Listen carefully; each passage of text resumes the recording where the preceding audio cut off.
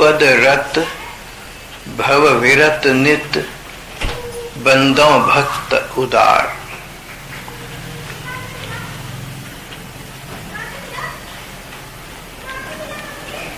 निर्मला नाम की एक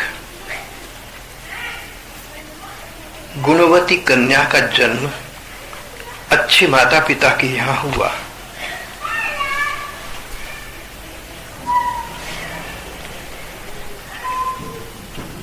निर्मला बचपन से साधारण कन्याओं से अलग थी।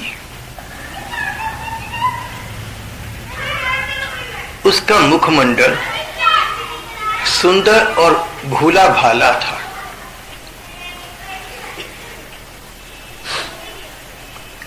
निर्मला गले में तुलसी जी की माला धारण करती थी। मस्तक पर सफेद चंदन,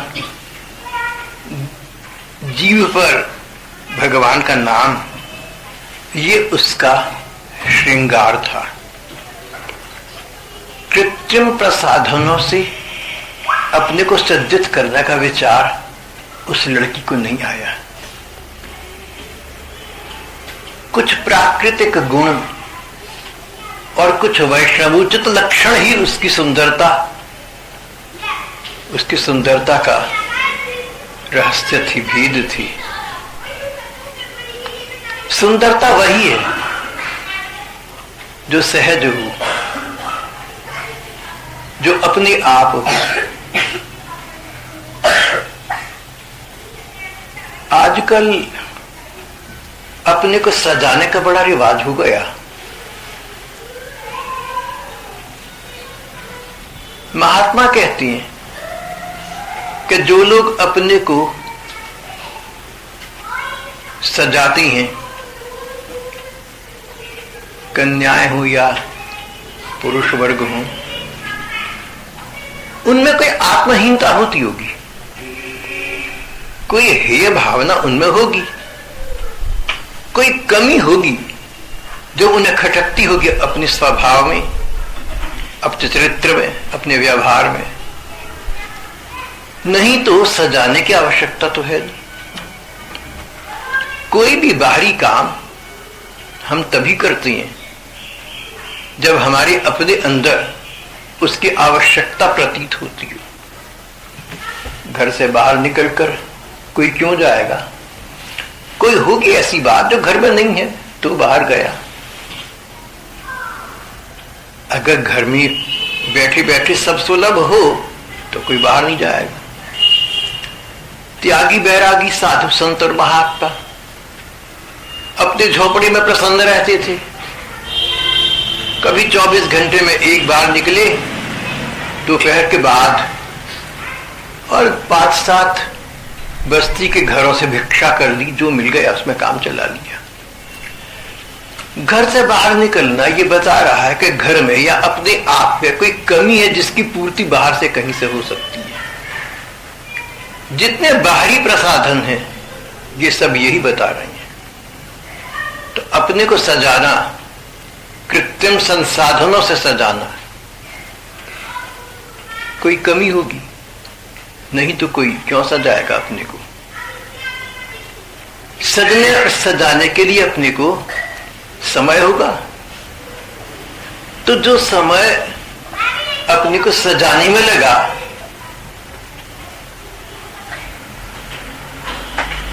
उस सजने से अधिक महत्वपूर्ण कुछ था नहीं जीवन में, इसके सजाने में समय लगाया।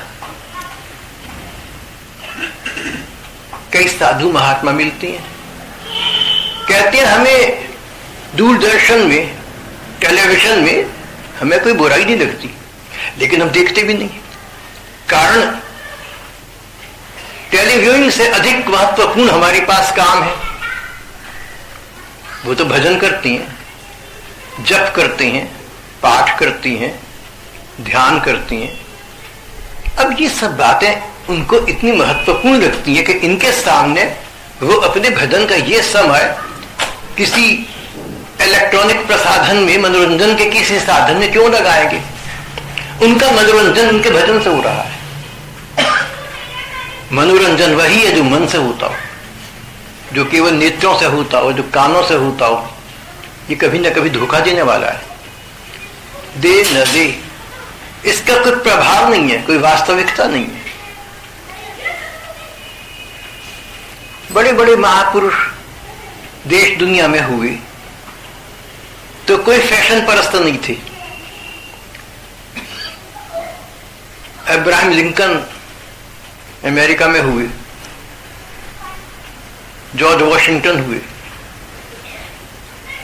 एक राष्ट्रपति तो बहुत ही चौड़ी और फिड्डी नाक वाली थी, बहुत भौंडी और बदसूरत थी। और फिर हमारे अपने महात्मा गांधी, शक्ल सूरत की निगाह से वो भी क्या थे।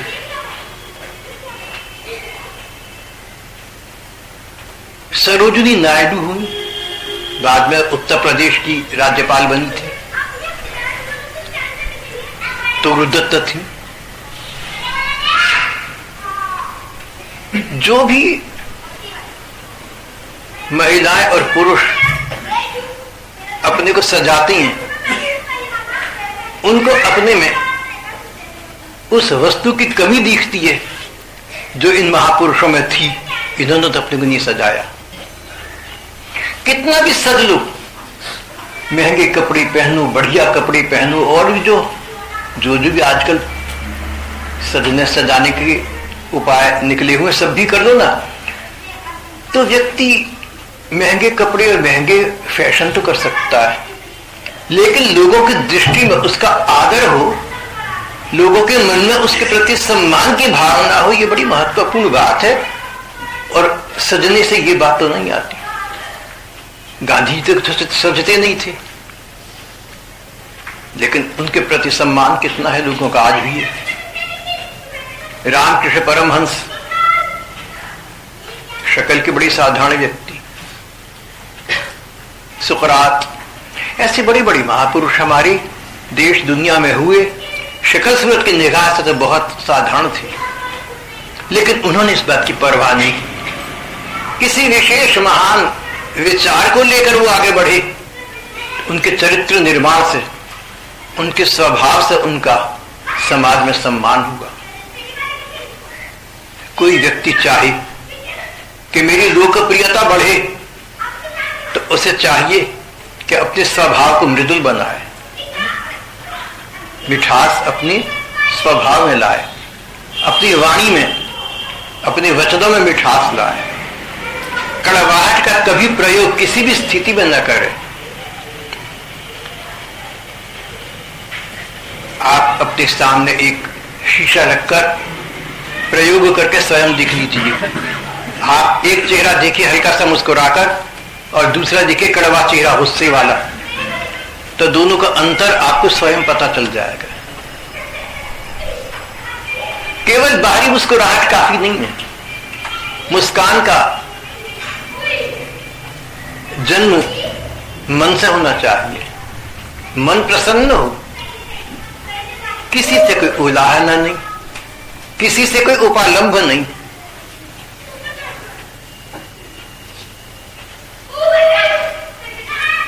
जो व्यक्ति अपने मन को स्वस्थ रख सकता है, अपने मन को सुप्रसन्न रख सकता है, वही व्यक्ति लोकप्रियता प्राप्त करता है और लोगों को अच्छा लगने लगता है। किसी व्यक्ति का सुंदर लगना एक हल्के दर्जे की बात है, लेकिन उसी व्यक्ति का लोगों को अच्छा लगना एक अच्छे स्तर की बात है।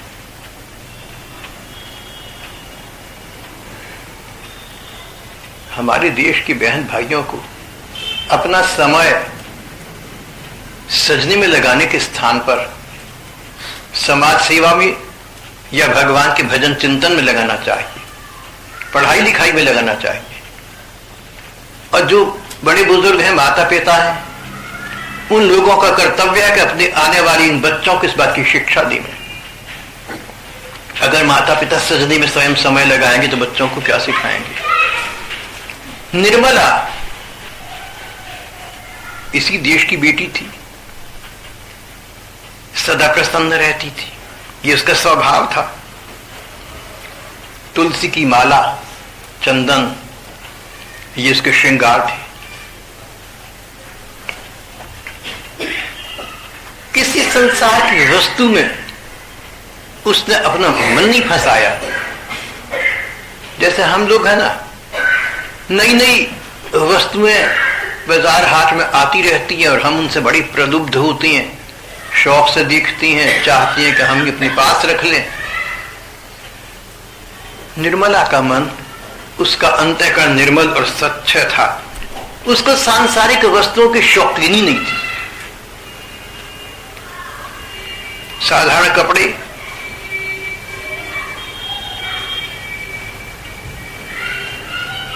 दिन भर भगवान का नाम, न कभी उबती थी और न कभी झल्लाती थी। झल्लाना, तुनकना, किसी की बात पर बिगड़ना, अपनी मुख मुद्रा बिगाड़ना, अपनी निगाह बिगाड़ना, माथे पर शिकन रखना, ये सब के सब तरीके हैं अपने आप को बदसूरत बनाने के। सौंदर्य का प्रसाधन आपको सुंदर चाहे न बनाए, लेकिन ये दुर्गुण व्यक्ति को बदसूरत तो जरूर बना देती है। निर्मला तो भोली भाली और सीधी लड़की थी। इतनी बातों का उसे पता नहीं था, मगर सहज स्वभाव था, किसी बात पर झल्लाती नहीं थी। कोई कोई बात कहे, गलत ठीक, अच्छी बुरी, और उस पर चिल्लाकर बोले, बुरा सा मुंह बना ले, इसमें व्यक्तित्व की गरिमा नहीं है। एक बार मैं गुस्सा कर रहा था दो चार पर, बाद में एक बुजुर्गवार मेरे पास आए, बोले एक बात आपसे कहना चाहता हूं। मैंने कहा कहिए। कहने लगे जिन लोगों पर आप क्रोध करती हैं वो तो इस क्रोध को आपकी कृपा मानती हैं, वो गदगद कृतकृत्य हो जाती हैं। वो कहते हैं देखो भाई साहब ने कितना अपना समझा, सब पर तो क्रोध नहीं करते, हमारी पर किया, ना जाने क्रोध के बहाने हमारे क्या कर्म काट दिए।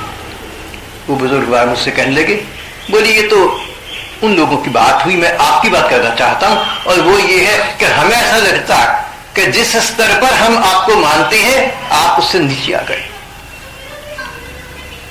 जिस हाइट पर हम आपको मानते हैं आप उससे नीचे आ गए, मुझे तो ऐसा लगता है। बड़े बुजुर्ग थे हमारे, बड़े कृपालु, बड़ा मेरे प्रति उनका स्नेह भाव था। मुझे उनकी बात की सच्चाई बहुत स्पर्श कर गई। कोई भी व्यक्ति जो चिल्लाता है, झल्लाता है, तुनकता है, ये सारे काम करता है, तो अपना मन बिगाड़ता है, अपना मुंह बिगाड़ता है, अपना इंप्रेशन लोगों पर, अपना प्रभाव बिगाड़ देता है। ऐसा नहीं करना चाहिए, इसका प्रतिकूल करो जिससे कि प्रभाव अच्छा पड़े। निर्मला कभी उबती नहीं थी और कभी उकताती नहीं थी। कई लोग बड़ी मूर्खता की बात करते हैं, कई अन्य लोग किसी महत्वहीन बात को बड़ा महत्वपूर्ण जताते हैं और बोलते रहते हैं उसके बारे में। कई लोग बात बड़ा बहुत लंबा खींच देते हैं, तो सुनने वालों को उकताहट होती है, ऊब होती है। लेकिन निर्मला न उकताती थी न उबती थी, कारण उसने तो अपने मन में भगवान का स्मरण करना है। आप क्या कह रहे हैं, हम क्या कह रहे हैं, उसके लिए महत्वपूर्ण है ही नहीं। उसका मन तो रूप के ध्यान में लगा है, उसका मन तो नाम के जप में लगा है, वो तो अपने अंतरतम में अपने ठाकुर का अंतर दर्शन कर रही है। संसार कैसा है, क्या करता है, उसको कोई लेना देना नहीं था।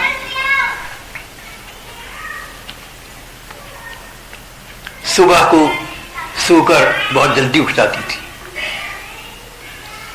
एक रपट में कहा गया है कि हिंदुस्तान के लोग लगभग 4% सुबह 4 बजे से पहले उठ जाती हैं। हमारे देश की परंपरा की दृष्टि से प्रतिशत बहुत कम है। सुबह उठना स्वास्थ्य के लिए, मन के लिए, तरोताजगी के लिए बड़ा स्वास्थ्यकर है, बहुत सुंदर है। रात के पिछले प्रहर में सुबह को ब्रह्मवेला से पूर्व उठ बैठती, नित्य कृत्य के पश्चात 6 बजे तक भगवान की शिव मूर्ति के सामने बैठ जाती, उनकी पूजा करती, उनका ध्यान करती, रामायण का पाठ करती और फिर काम में लग जाती। जब काम में लग जाती तब भी भगवान का भजन करती रहती थी।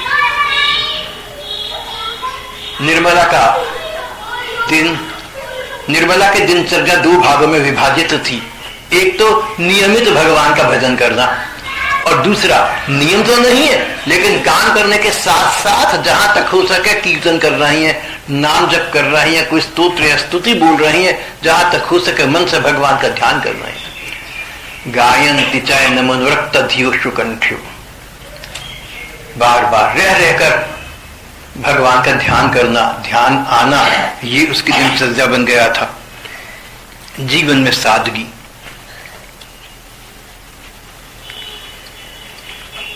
पूरा दिन उसका इस प्रकार बहुत ही नियमित और भजन में व्यतीत होता था।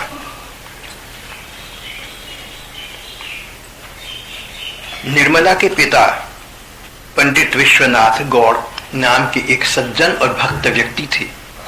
गुजरात के थे पर काशी आकर बस गए थे।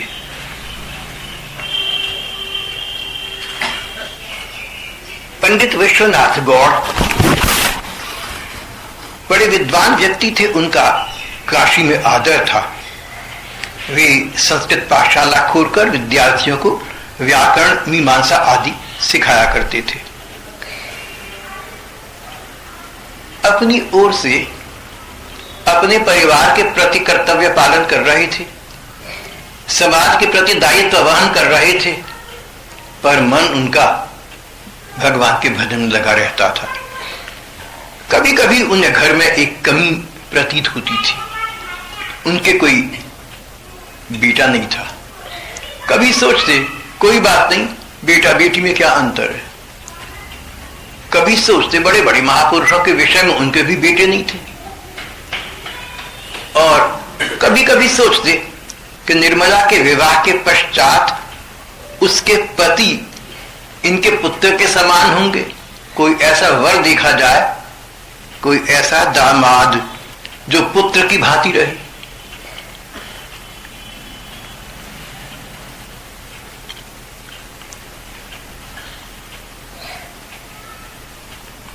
निर्मला के लिए गुलाब के फूल जैसा गुलाब नाम का एक बालक देखा। धूमधाम और उमंग उत्साह से विवाह संपन्न हो गया।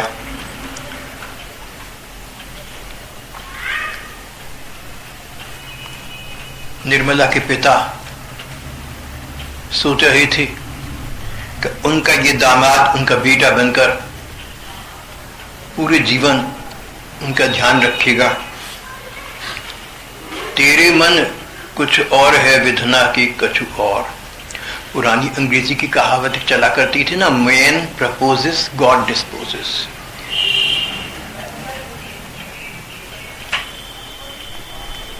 गॉड शब्द का यहां मतलब परमात्मा नहीं है। गॉड शब्द का यहां अर्थ है भाग्य, प्रारब्ध। भाग्य का अर्थ है पिछले कर्मों का फल। जो पूर्व कर्म है उनके अनुसार सुख दुख मिलते रहती हैं हमें। कहा तो पिता सोच रहे थे कि उनके पास पुत्र सरीखा गुलाब आ गया। कहा 1.5 बरस के भीतर भीतर हैजा फैला और देखते देखते गुलाब राय इस असार संसार को त्याग कर चला गया।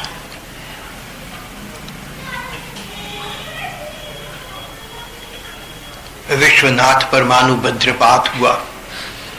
उसका हृदय, विश्वनाथ का हृदय आकुल हो उठा।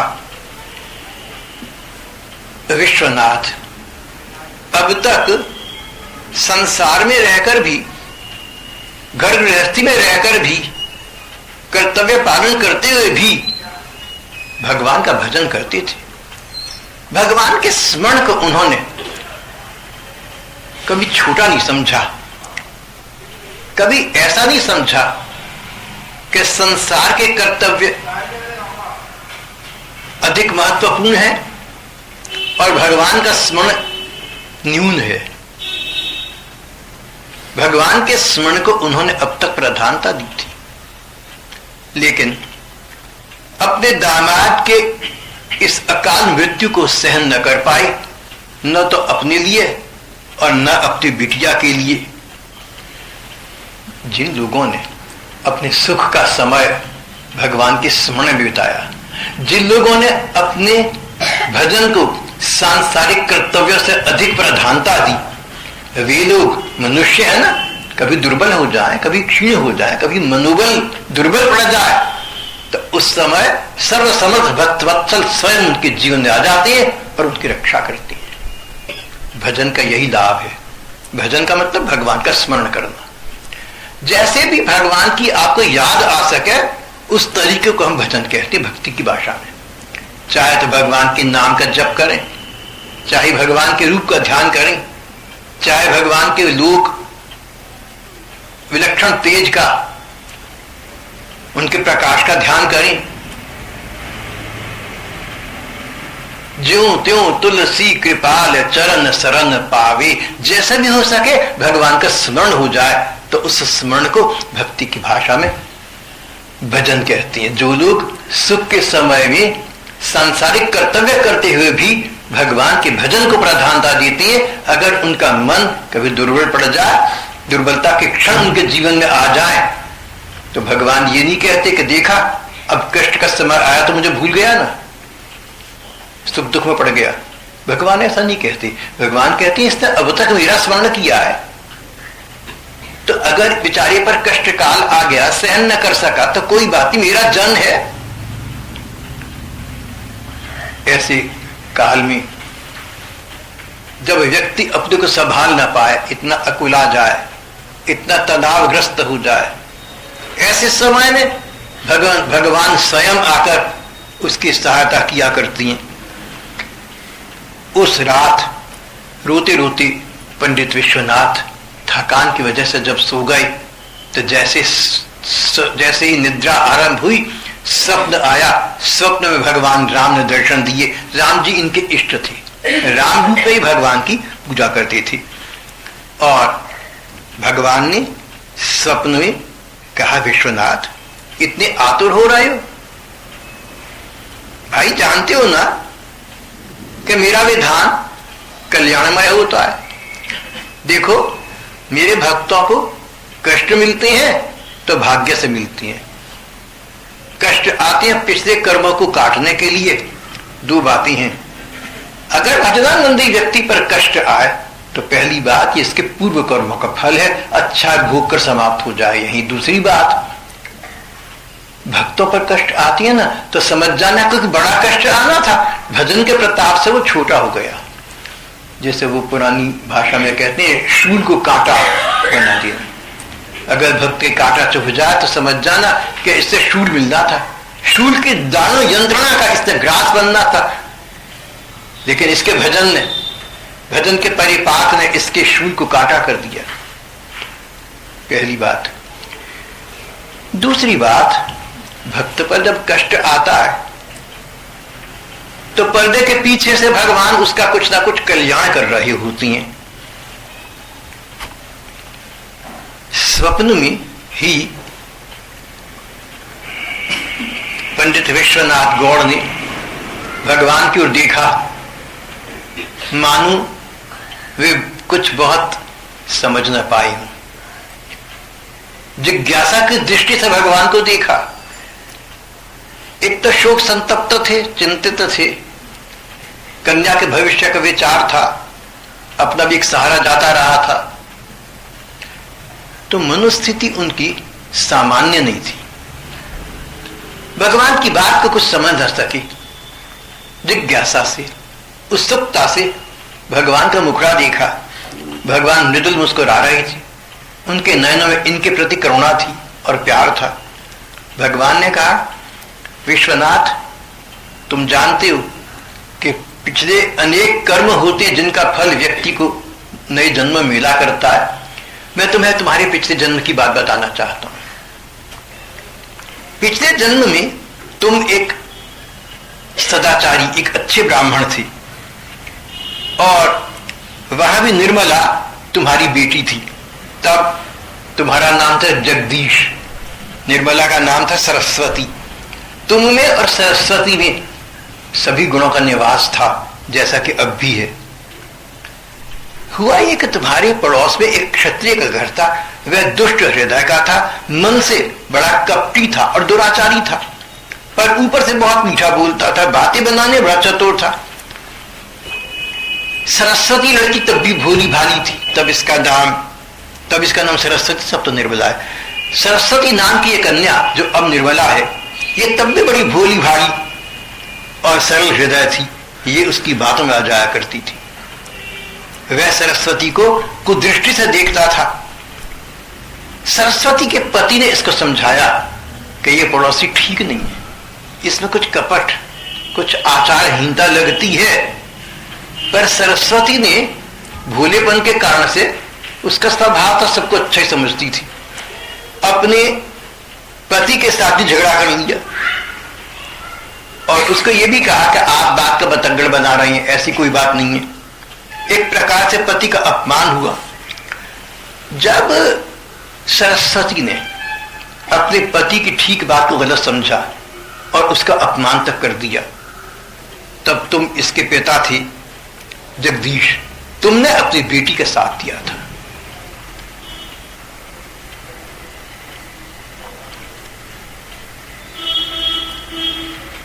पूर्व जन्म में निर्मला सद्गुणवती भक्ति भाव वाली रही थी, पर एक दुष्ट, दुर्जन और चरित्रहीन व्यक्ति के पक्ष में अपने पति का अपमान करना, इससे एक जघन्य कर्म न जाने कैसे हो गया था। मनुष्य है ना, कई बार बहुत कुछ कर बैठता है, हम लोग पता नहीं क्या क्या कह देती हैं, कर देती हैं, कई बार बाद में होश आ जाती है, तब तो उसको संभाल सकते हैं, सुधार सकते हैं, और बाद में भी होश ना आए तो बड़ा कठिन है। इस पूर्व जन्म की घटना का फल यह हुआ कि निर्मला इस जन्म में विधवा हो गई। तुमने उसका साथ दिया था, तुम्हें संताप प्राप्त हुआ।